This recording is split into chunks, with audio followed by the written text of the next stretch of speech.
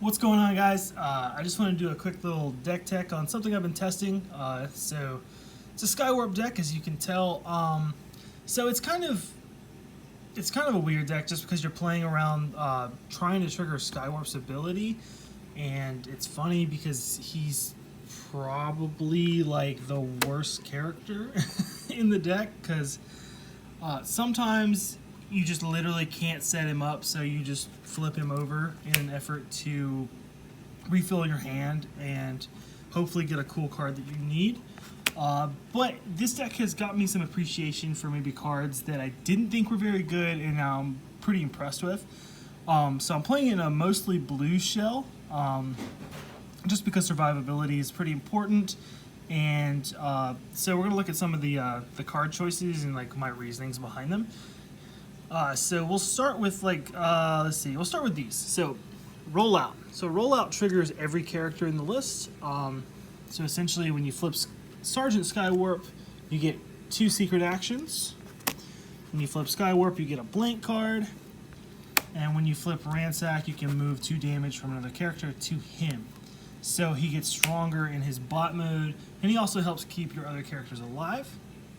I think the real MVP of the list, though, is Sergeant Skywarp, because in the test games I've done so far, you end up having 10, 12 cards in your hand at certain points, just because Battlefield Report nets you a card, and then you're already drawing a card for playing it. You know, you fill up your hand pretty quickly, as well as when you flip them, you get more cards back. So you end up just having tons of cards in hand. I'm not playing Brainstorm in this list. I'm not saying it's a bad choice. I'm just not playing it. So that's it. Okay, so rollout was really solid. Recon system, I had 1 star left, and I just felt like the double colors are really powerful in this deck, and also it gives me more ways of filtering the blanks out of the way for the other characters who don't want them. Realistically, I don't want to play this card very much. This deck plays way too many utilities, so it's probably, if I do play it, it's not going to stay on the character very long, most likely. But, you know, I like it in the deck, I think. So weapons, I'm playing 2 Energon Axes and 1 Scoundrel's Blaster. I really honestly want to play a lot more weapons, but I don't have room. These are obvious choices for a blue deck. These characters are going to get hurt. I'm not playing tough because I do play 6 blanks and 2 black pips, so I just feel like tough would just not be as efficient as I want it to be. So instead we're playing these just like the specific fetchable armors from Wave 3. Sturdy armor turns out to be a +2 very often because ranged characters are very popular in the meta right now, and it's a decent amount of melee characters as well. So I run 1, basically 1 for each character that I play, so I can kind of keep them all protected. I'm never going to play more than 3 armors in play anyways, so it seems like a good strategy. Playing my 6 double blues, gotta play them all. You're never going to really play Handheld Blaster, but Sec Check, fantastic card.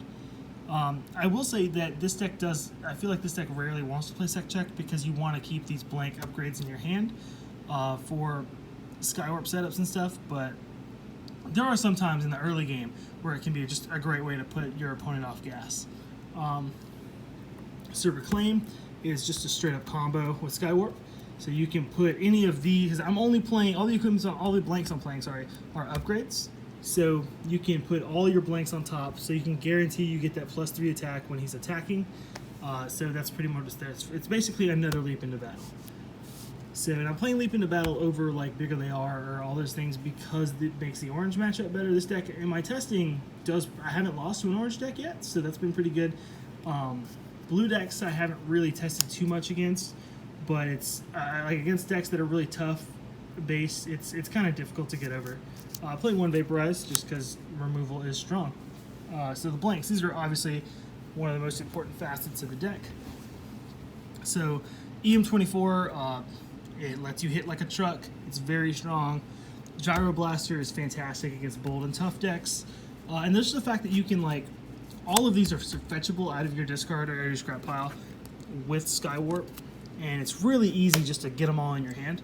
The only issue is this deck plays a lot of utilities, so you're going to end up in situations where you have to really just kind of pick what the best utility is. So, Crash Landing. This is a card that I severely undervalued. I didn't realize exactly how powerful it was until I actually started testing with it. Yes, a card that only triggers when your character dies is pretty bad in theory, but there's certain situations in this game because your opponent is forced to attack you every turn. For example, I played a game where I had my only cap character was Sergeant Skywarp. He was holding a Crash Landing and an EM-24, and my opponent's only choice was to attack him. And when he did, he died, and he procced and did 7 damage to the attacker and KO'd him, and it allowed me to win the game on my turn. So like, there's definitely like some very interesting setups where you can put the Crash Landing on Skywarp or either one of the Skywarps, I guess, and then hiding spot and force your opponent to attack that character so you can guarantee a KO if you need it. So most of these I think are fantastic. Like I said before, I'm only playing upgrades because you can reclaim them, and it just feels stronger. I don't know, like I think I Still Function's a great card. I think, you know, One Shall Stand, One Shall Fall, and a lot of the blank actions are great. You don't get the economy out of reclaim. You don't get to reuse them as much, and you're going to spend a lot more time trying to draw them, which really isn't that hard with Sergeant Skywarp, and I might test more on that in the future, but for now, that's just kind of the way I'm playing it. Okay, so my white pips, I'm playing 3 Security Console because it allows me to be more defensive with my blank pips and Skywarp.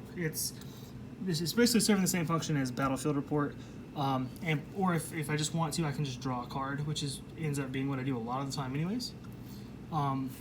Field Comm. It's a combo with Reclaim, so you play Reclaim, you put one of these guys on top, you play Field Comm, and you can play the card. Most of the time I'll use it to basically if I'm going second or third, sorry, if it's on my second turn and I went first, let's say that.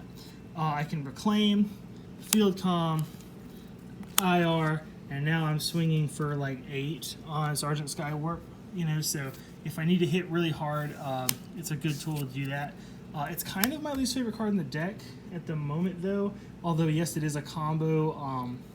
I feel like I should be running something else in that slot, or maybe reducing the amount, just because I do play so many utilities, and typically I'm playing this just to play the top card of my deck. So it ends up being a situation where I feel like if I just played a card that was impactful to the game, instead of trying to play a card that just lets me play another card, it might be better. I'm not for sure, but that's just, I'm going to test with it, figure out kind of where I stand with that. Now I'm only playing 5 secret actions. I would play the 3rd hiding spot, but it's a black pip, and I'm already running 8 non-blues, so I'm already like kind of hurting myself defensively.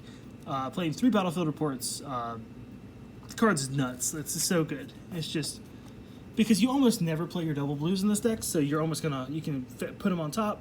You can put your blanks on top to give Skywarp a trigger. They're great. You know, and plus you get to replace the card, so it ends up working out pretty well. Hiding spot is fantastic. Just the amount of setups you can do where your opponent is like, oh, well, you know, I'm going to try to kill a certain character, and now you force them to attack into your character holding the Crash Landing, or you force them to attack into Ransack, who already has 3 printed armor, and maybe he's holding a reflex circuit, and he's just going to be difficult to deal with, and the more damage they do to him, the more powerful he gets. So it's very straightforward. I've had a lot of success so far with the list. It's a lot of fun to play. I don't know if it's going to be like a competitive deck or anything, just because I think Skywarp he forces you to play some weird cards that require setup, when if you were just like playing like Legendary B in this slot, you wouldn't have to deal with all that. You know, you would get a good stat line, good, you know, solid abilities on both sides, and just, you know, you wouldn't have to worry about, you know, oh, well, I need to keep this blank in my hand so that I can use Security Console to put it on top. Or, you know, you don't have to worry as much about setup and like keeping your hand stocked full of the things you need so Skywarp doesn't die, or so that he can actually be a part of the fight. So it's definitely not the most efficient deck, but if you're a Skywarp fan, if you like the character, He's like I do a lot. This is a great way to play him. Also, I tested Ransack, and I also tried out Aimless in this slot. And I'm sure Flame War would do fine as well. It's just I feel like the deck needs more aggression. So that's why I went with Ransack. So this is a slightly more aggressive blue deck. And like I said before, Tough is kind of rough when you're running 8 non-blue pips. Just because, you know, when I was testing, I tested a lot with Aimless, and he just, you know, there would be times he has zero printed armor. So whenever he blocked, he would be blocking like 2 off of 6 cards, and it just never felt good. So I think ultimately the goal is just to kind of like, you want to get set up pretty quickly, which is not hard to do because things like Field Communicator and Reclaim, and there's all kinds of ways you get set up pretty quickly. Skywarp's going to let you feel your hand pretty fast. You want to try to flip him as soon as possible.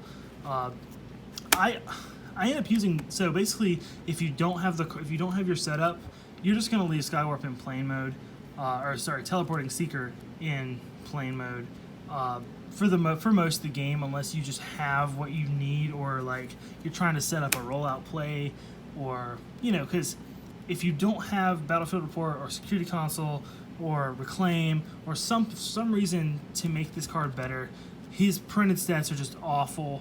You know, he's not really worth being on this side for any reason other than to flip back to the side and get a card out of your scrap pile. So I really enjoy how this deck pretty much always has tools available to it. I never felt like I didn't have what I needed in the games I tested. But then again, I haven't really tested against blue that much, so I haven't been disrupted heavily with like security checkpoints and things like that. So I haven't started on the side deck for this yet. I'm still trying to make sure I get the main deck doing what I want it to do. Hopefully, if I can get some more test games in this week, I might play it at the tournament we got coming up.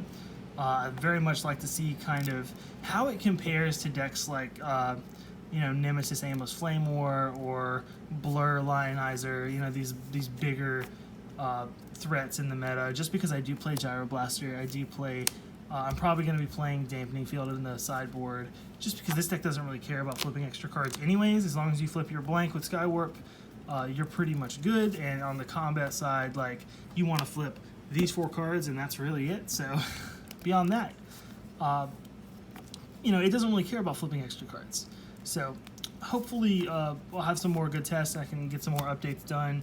And I just wanted to share it so you guys could kind of see how I was playing Skywarp, in case you were also, you know, trying to figure out how to make it work. So thanks, guys.